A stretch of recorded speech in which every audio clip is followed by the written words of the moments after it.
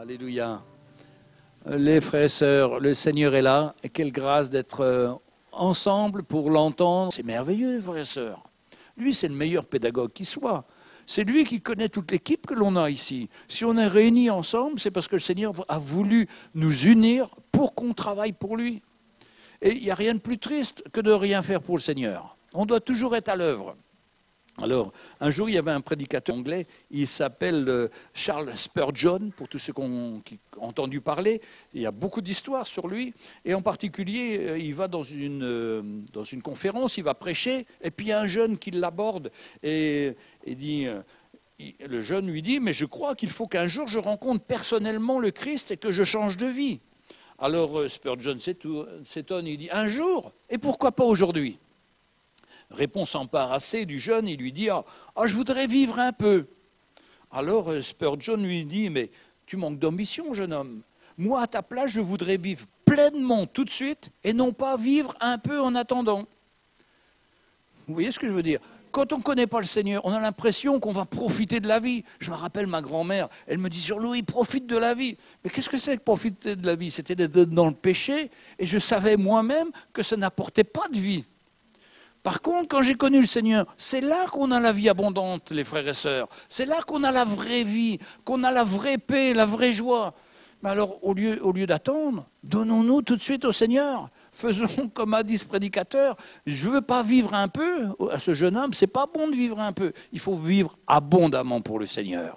Et le Seigneur est venu pour nous apporter la vie abondante, la vie de joie. Et nous, on garde notre petite vie en croyant qu'on est heureux.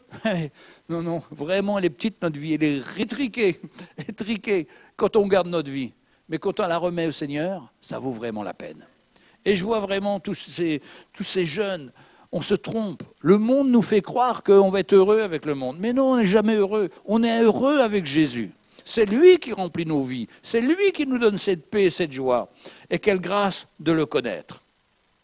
Alors ça, c'était une petite aparté, mais je voudrais lire avec vous dans la parole de Dieu, Matthieu chapitre 21 et verset 23.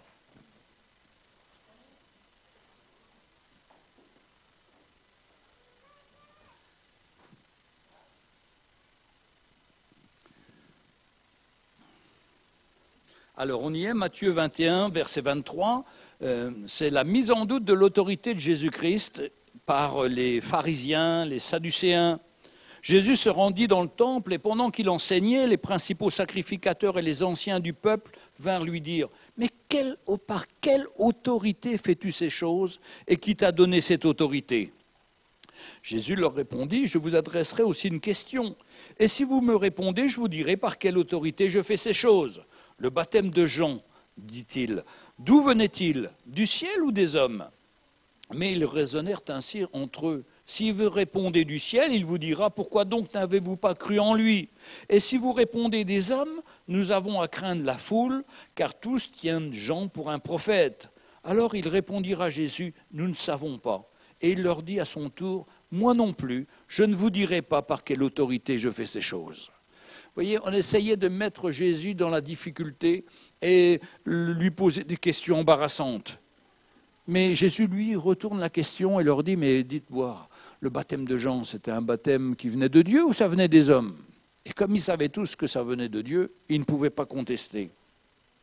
Et Jésus, là, va continuer à leur enseigner pour leur faire comprendre l'histoire de la parole de Dieu.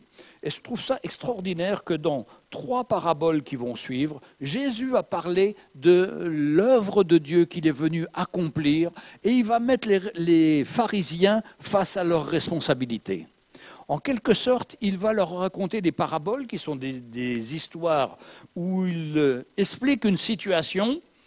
Et pourquoi il va faire ça? Parce que s'il avait dit aux pharisiens, mais vous êtes des hypocrites, vous êtes des voleurs, il l'a dit à un autre passage, mais s'il avait rentré directement dans la situation, les pharisiens n'auraient pas écouté Jésus. Mais Jésus va prendre une petite histoire et puis il va leur raconter.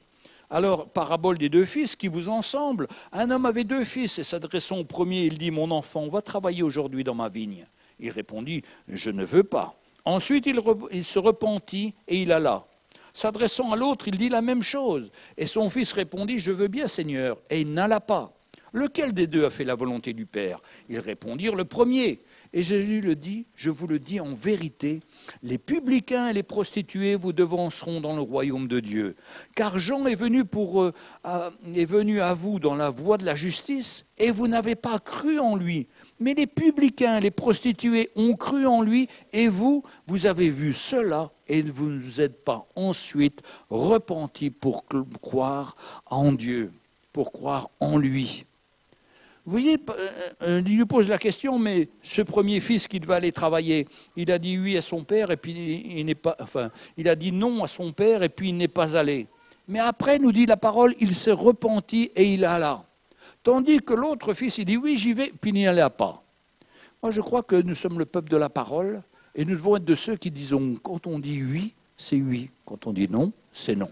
Bien sûr, s'il y a une chose impossible qui nous arrive, l'impossible nul n'est tenu, on dit, mais en général, on est le peuple de la parole.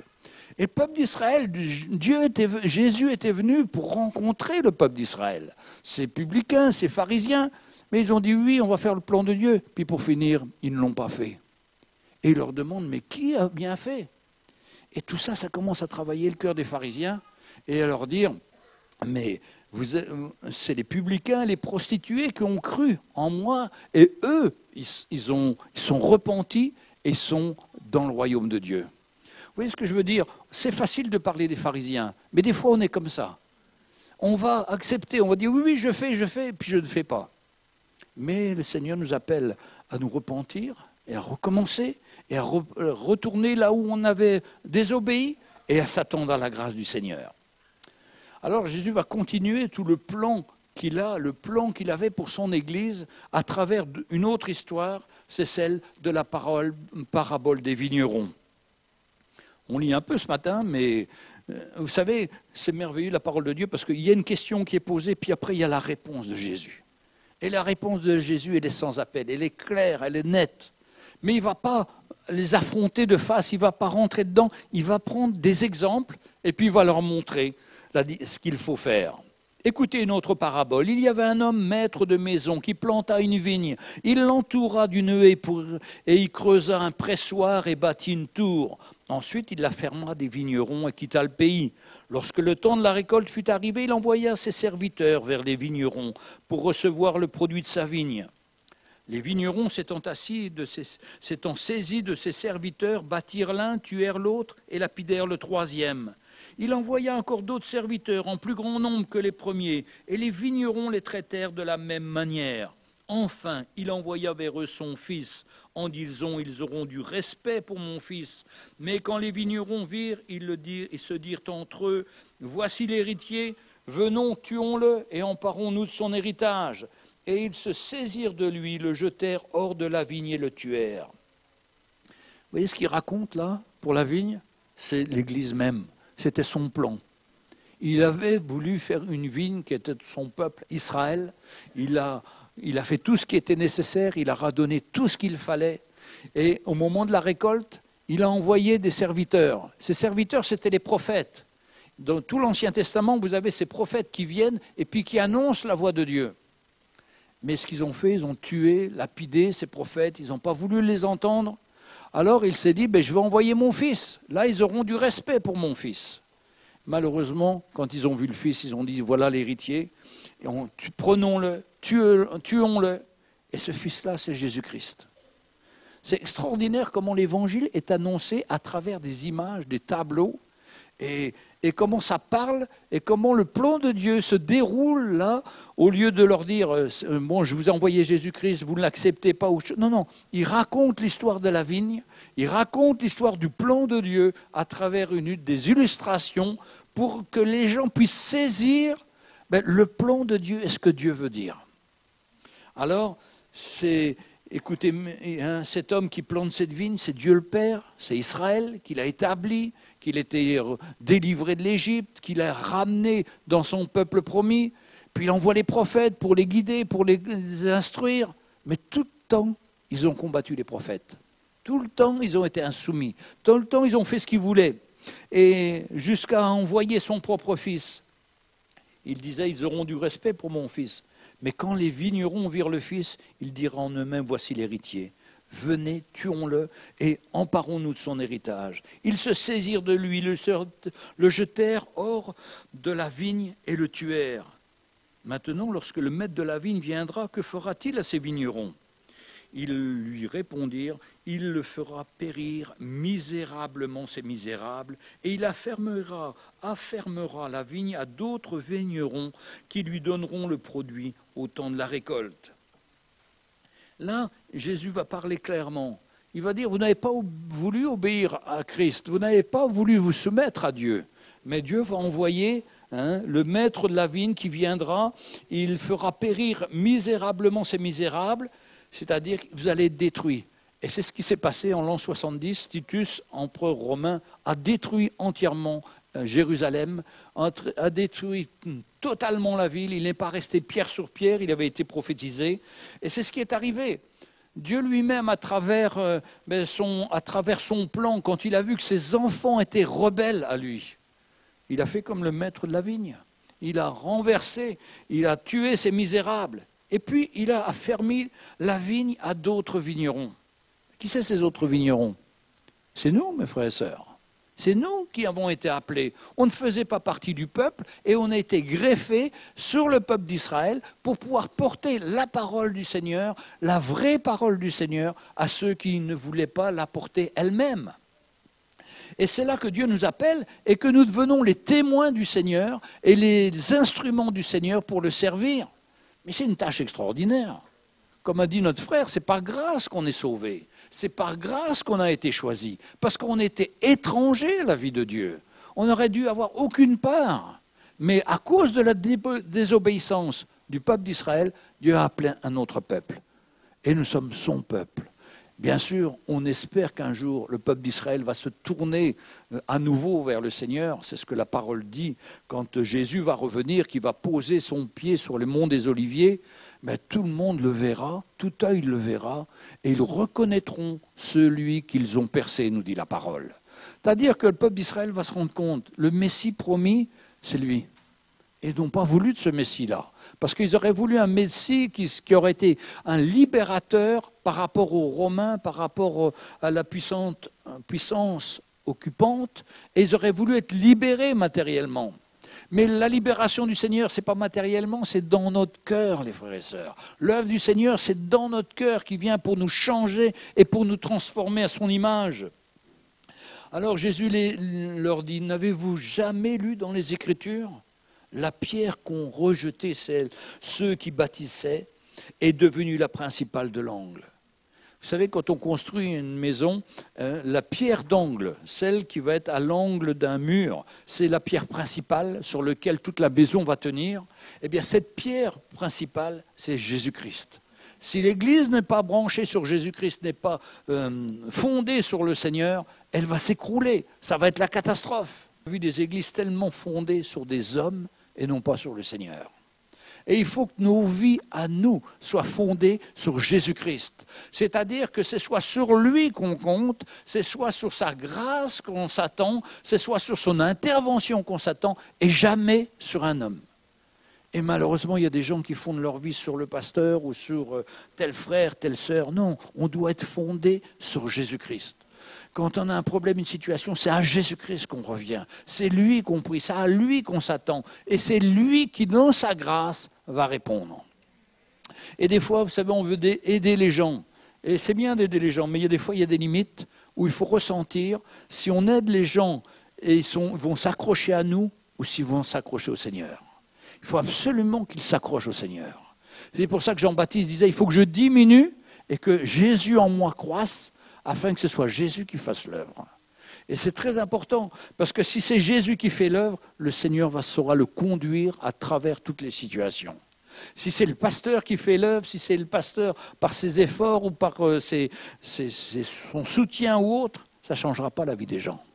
On a besoin que ce soit le Seigneur et qu'on soit fondé sur le Seigneur Jésus-Christ, qu'on ait une relation de cœur avec lui. Vous savez, beaucoup d'enfants, de chrétiens me disent « Ah ben moi, je suis chrétien parce que je suis le Seigneur comme mes parents ont suivi le Seigneur. » Mais un jour, il faut rencontrer le Seigneur. Un jour, il faut s'arrêter et de dire dans notre vie, mais Seigneur, j'ai entendu parler de toi, mais maintenant j'ai besoin de te rencontrer. J'ai besoin d'ouvrir mon cœur et d'avoir une relation avec toi. Parce que mes frères et sœurs, un cœur à cœur avec le Seigneur change toute situation. Mais si on suit le Seigneur par un principe ou par habitude, ça ne change pas nos situations. Et il n'y a rien qui change dans notre vie. Mais ce cœur à cœur avec le Seigneur, ce moment où on expose au Seigneur nos problèmes, nos situations, là, il peut agir. On lui demande son aide, son intervention, et il est toujours fidèle pour intervenir, quelle que soit la situation. Alors des fois, ce n'est pas tout de suite, mais c'est pour notre bien, pour travailler en nous la patience, pour continuer à nous changer, à nous transformer. Parce qu'une fois qu'on a le sujet qu'on voulait avoir, on peut prendre plein d'exemples. On peut demander la guérison, on peut demander des finances, on peut demander un conjoint. Mais il ne faut pas que ce sujet devienne pour nous après un problème. Si on est accroché à cette personne, à notre conjoint ou autre, plus qu'au Seigneur, on va être bientôt en problème, en difficulté. Mais si on est accroché au Seigneur, quel que soit le problème qu'on puisse avoir, on verra la main du Seigneur agir et manifester sa grâce.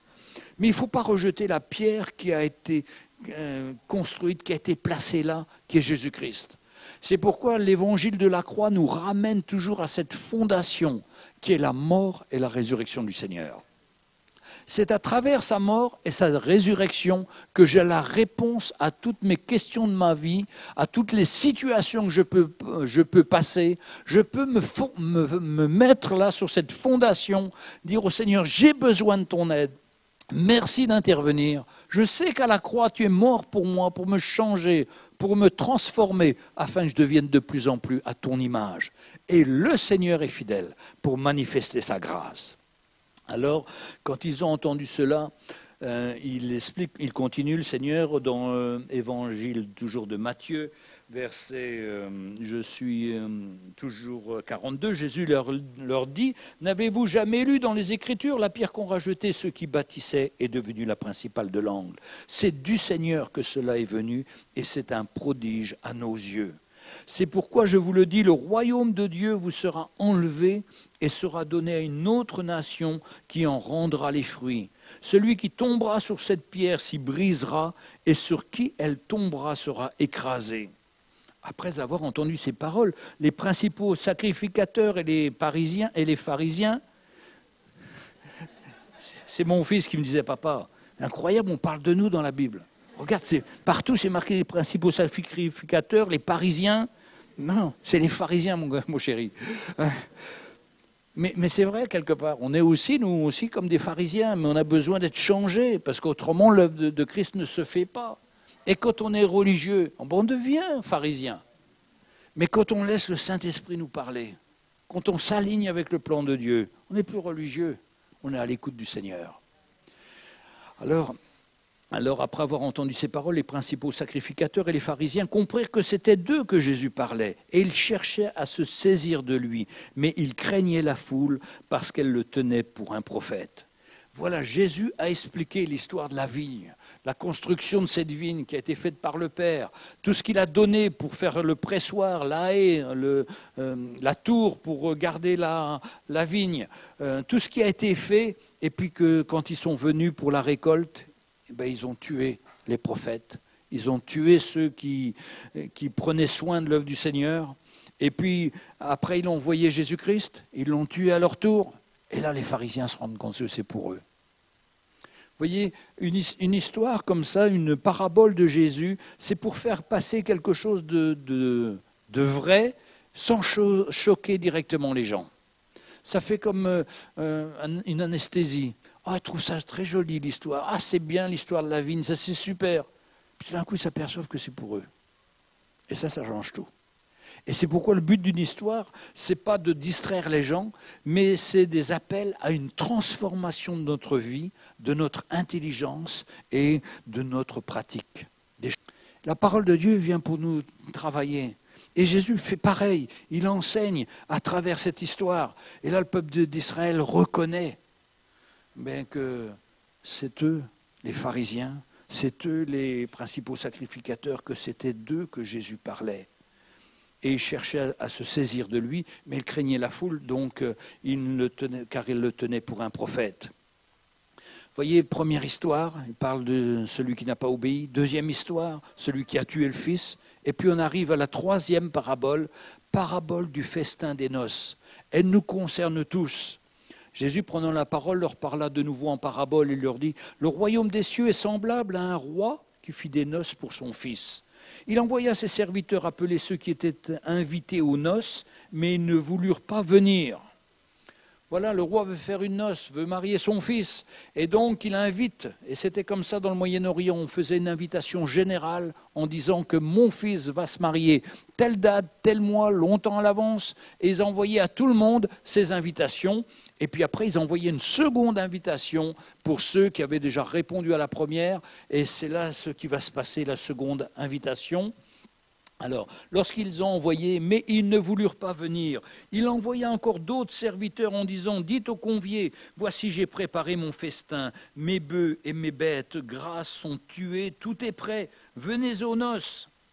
Mais sans s'inquiéter de l'invitation, ils s'en allèrent. Celui-ci à son champ, celui-ci à son trafic, et les autres se saisirent des serviteurs, les outragèrent et les tuèrent. Donc il envoie à nouveau ses serviteurs pour leur dire « Allez, venez, j'ai tout préparé, la noce est prête ». Tout ça, c'est l'image du plan de Dieu pour son Église et pour la fin des temps. Le Seigneur a tout préparé. Il nous dit qu'il y a une table qui nous attend là-bas, dans la présence du Seigneur, où il y a tous les mets délicieux, mais il y a surtout tout ce qu'on n'aura plus besoin, c'est-à-dire on va trouver la paix, la joie, la tranquillité, plus de soucis, plus de pleurs, plus de souffrances. On sera pour toujours dans sa présence. Ça va être merveilleux. La table est prête. Maintenant, il aurait voulu que son peuple d'Israël vienne. Alors il les a invités, mais ils n'ont pas répondu à l'appel. Donc, ils ont même égorgé ses serviteurs, et même ils se sont moqués des prédicateurs, des gens qui venaient pour les inviter. Alors, verset 7, le roi fut irrité, il envoya ses troupes, fit périr ses meurtriers et brûla leur ville. Ce que je disais en l'an 70, ils ont brûlé aussi Jérusalem. Alors il dit à ses serviteurs, les noces sont prêtes, mais les conviés n'en étaient pas dignes. Allez dans les carrefours et appelez aux noces tous ceux que vous trouverez. Ses serviteurs allèrent dans les chemins, rassemblèrent tous ceux qu'ils trouvèrent, méchants et bons, et la salle des noces fut pleine de convives. Voilà, comme les invités n'ont pas voulu venir, il a dit à ses serviteurs, allez chercher tous ceux que vous trouverez, aussi bien dans les talus, dans les endroits les plus impossibles, dans les endroits les moins valorisants, les pauvres, les riches, ramenez-les avec moi. Mais c'est ça l'Église, c'est nous. Il est venu nous chercher dans des endroits les plus impossibles, dans nos péchés les plus graves. Il est venu et nous a tendu la main et on a reçu son invitation. C'est pour ça qu'on est tous des graciés. Il n'y a personne qui est là et qui dit « moi j'ai mérité ». Non, personne. C'est par grâce. Et il a envoyé ses serviteurs. Moi je me rappelle le jour où j'ai entendu l'évangile, donc j'étais étudiant, j'étais alcoolique, j'étais dans des situations difficiles. Et la grâce de Dieu est venue par un Anglais qui est venu me prêcher l'évangile, ça a touché mon cœur. Mais c'était un envoyé du Seigneur, c'était un serviteur du Seigneur. Il avait été envoyé par le Maître pour aller chercher les malheureux. Nous aussi, nous sommes envoyés à notre tour pour aller chercher les malheureux qui sont autour de nous. C'est notre appel, ça. C'est pourquoi on ne doit pas aller chercher les gens que l'on trouve être possible, être ouverts, mais aussi bien pour ceux qui sont paumés, qui sont dans la drogue, qui sont dans des situations impossibles. Dieu est un Dieu puissant pour agir et pour transformer la vie des gens. Et nous sommes tous des graciés. Quelle grâce, mes frères et sœurs, de pouvoir connaître le Seigneur. Alors certains me disent « Ah mais moi je suis venu à l'église et je n'ai pas de témoignage comme vous, comme un tel ou un tel. » Il n'y a pas besoin d'avoir un témoignage. Le témoignage qu'on a, c'est qu'on était pécheurs et que Jésus nous a délivrés de notre péché. Alors, j'ai déjà raconté les gens qui pensent qu'ils n'ont pas de péché. Mais on est tous pécheurs, on est tous nés avec le péché et on a tous besoin d'être pardonnés, délivrés du Seigneur. Et il suffit d'une conviction dans notre cœur, que le Seigneur nous éclaire, nous montre notre état. Et on dit, mais Seigneur, oui, j'ai besoin. C'est triste des fois, on rencontre des chrétiens, ah je veux faire ci, je veux faire ça, je veux servir le Seigneur. Et puis on parle un peu de leur vie, mais est-ce que ta vie marche dans la sanctification? Est-ce que ta vie marche dans la lumière? Et là, on commence à avoir des doutes, des hommes, bon, oui, à peu près, oui, je fais des efforts et tout. Non, mes frères et sœurs, on est appelé à marcher dans la lumière, qu'il n'y ait pas de péché en nous, qu'il n'y ait pas d'ombre dans notre vie, que nous, on puisse refléter le Seigneur avec toute notre vie. Et vous savez, les péchés les plus cachés, le Seigneur les connaît, il les connaît. Et lui, il veut nous en délivrer. Et nous, on croit que le pasteur ne voit pas ou le pasteur ne sait pas. Vous tromperez sûrement le pasteur, mais jamais le Seigneur. Et c'est pourquoi il faut que notre vie, elle soit claire. C'est pour votre bien, ce n'est pas pour le pasteur, c'est pour vous-même. Comment voulez-vous que le Seigneur vous réponde quand d'un côté vous marchez avec le monde, vous marchez avec le péché, et de l'autre côté vous demandez au Seigneur son secours et sa bénédiction? C'est vrai, dans sa grâce, il peut le faire. Mais ce qu'il va vous dire, c'est règle d'abord ta vie. Que ta vie soit à la gloire du Seigneur. Hein? Il y a des choses comme ça qui sont tellement grosses dans notre vie, on sait. Mais si on ne demande pas l'aide du Seigneur, on n'a pas la grâce du Seigneur. Et on a besoin vraiment d'être délivré de toutes ces choses et avoir une vie qui glorifie le Seigneur. Normalement, on ne peut pas se tenir devant le Seigneur quand on sait qu'il y a encore des choses qui ne sont pas bonnes. Il y a deux choses à faire. Il y a reconnaître, s'humilier et dire « Seigneur, je veux changer ». Et si vous changez, si vous acceptez ça, si vous reconnaissez que c'est un péché, que vous l'appelez comme vraiment un péché et que vous vous repentez devant le Seigneur, même si tout de suite vous n'avez pas pu régler la situation, mais si vous faites cet acte de foi, de croire que le Seigneur vous a pardonné, vous verrez ensuite les conséquences et vous verrez ensuite comment rétablir la situation, comment s'humilier, comment régler ce problème afin que ce problème disparaisse. Afin que vous puissiez être libre, servir le Seigneur dans la lumière, dans la liberté, dans la sainteté, être un instrument du Seigneur. Ah, les frères et sœurs, ça c'est une grâce extraordinaire, d'être libéré, de marcher dans la lumière, de marcher en représentant le Seigneur. C'est à ça que nous sommes appelés, et c'est tellement merveilleux. Alors ces serviteurs allèrent dans les chemins, ils rassemblèrent tous ceux qu'ils trouvèrent, méchants et bons, nous dit là. Ouais. Est-ce qu'il y a des gens bons ici? Des gens bons. Alors, on n'est pas bons en général, on est tous pécheurs, les frères et sœurs. Et quand on dit « Ah, moi je suis bon, je suis... » On arrive à une situation où on voit notre réaction. Hein? Je ne sais pas, ceux qui conduisent là, ils ont l'habitude aussi. Hein? Je sais pas, c'est très révélateur la voiture. Hein? Quelqu'un vous passe devant, fait une queue de poisson, prend le parking que vous étiez en train de faire votre marche arrière pour rentrer dedans. Mais vraiment, il faut qu'on ait l'aide du Seigneur. Et il est toujours là pour nous aider. Et on a le choix. Et quelqu'un me racontait que, parce que quelqu'un lui avait pris sa place de parking, il lui est sorti, il lui a mis 2 baffes. Mais c'est pas le Seigneur, ça. Mais des fois, on est comme ça, la réaction. Moi, j'étais comme ça, mais le Seigneur m'a libéré. Et maintenant, quand je vois ça, je dis, Seigneur, donne-moi ta patience, aide-moi, aide-moi, aide-moi. Et le Seigneur m'aide. Il est fidèle. Hein? Et on voit sa main.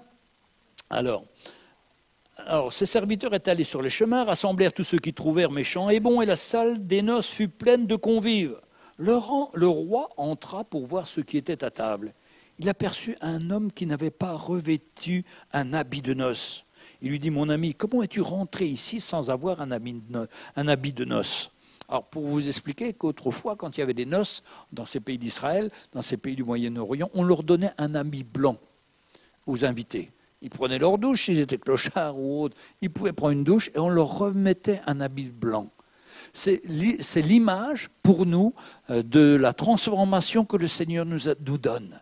Quand on devient à lui, quand on vient au Seigneur, quand on demande pardon pour ses péchés, on devient une nouvelle créature et Dieu nous couvre d'un vêtement blanc. Bien sûr, pas physiquement, mais spirituellement. C'est-à-dire qu'il ne nous voit plus comme Jean-Louis qui a été changé par Jésus. Il voit Jésus en moi. Il voit le sacrifice de Jésus en moi, un sacrifice parfait qui fait que je suis blanc. Pas physiquement, mais blanc dans mon cœur. Je suis pur, j'ai été pardonné par le Seigneur, j'ai été restauré par lui dans ma communion avec lui. Enfin, je suis une nouvelle créature.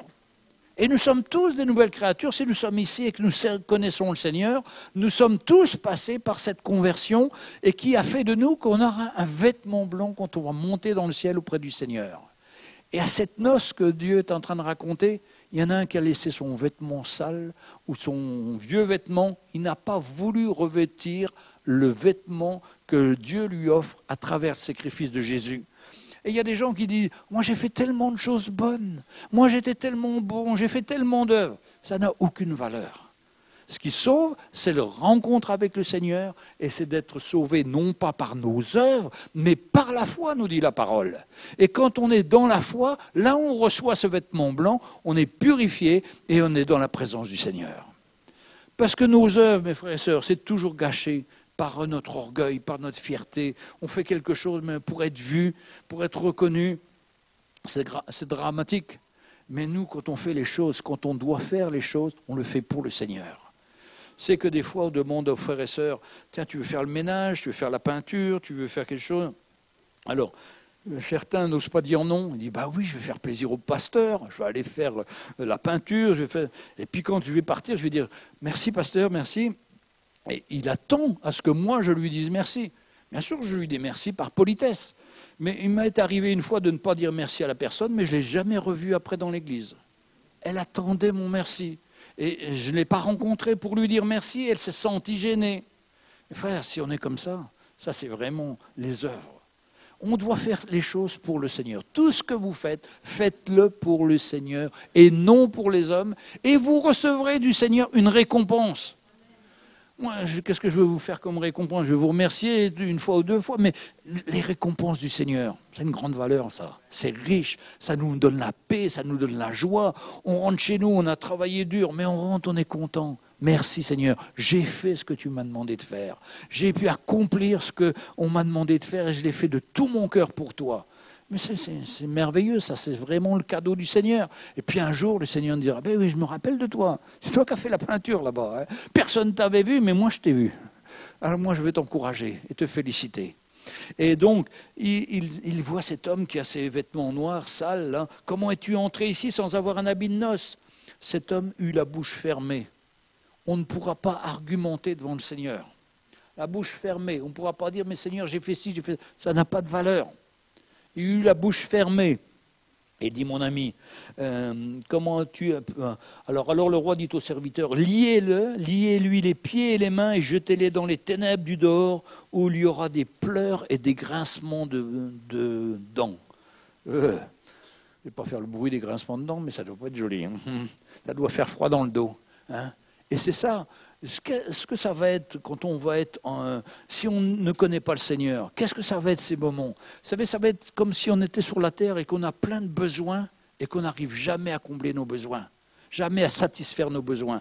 Et quand on sera avec le Seigneur, on sera comblé par tout ce qu'il nous donne. Mais ceux qui ne seront pas avec le Seigneur, ils seront en enfer. Et eux, ils vont regretter tout ce temps et ils vont vouloir des choses qu'ils ne pourront pas avoir. Et ça va être une souffrance éternelle pour eux. Quelle grâce de connaître le Seigneur. Quel privilège de savoir que nous, on sera dans sa paix pour toujours. On n'a peut-être pas une grosse situation ici en France, on n'est pas peut-être reconnu, on n'est pas, peu importe. Nous, on est reconnus par le Seigneur. Et ça, c'est le plus important. Et même si on souffre sur cette terre et que c'est difficile, ce n'est qu'un moment de passage. Nous sommes pèlerins et visiteurs sur cette terre, ça ne dure pas très longtemps, ça passe très vite la vie, mais ce qui compte, c'est de nous préparer pour être pour l'éternité avec le Seigneur. Et là, on sera bien, mes frères et sœurs. Il n'y aura plus de souffrance, plus de douleur, plus de crainte. On sera dans sa présence en train de le louer, de le chanter. Et mes frères et sœurs, ce sera tellement mieux pour nous. On sera tellement mieux.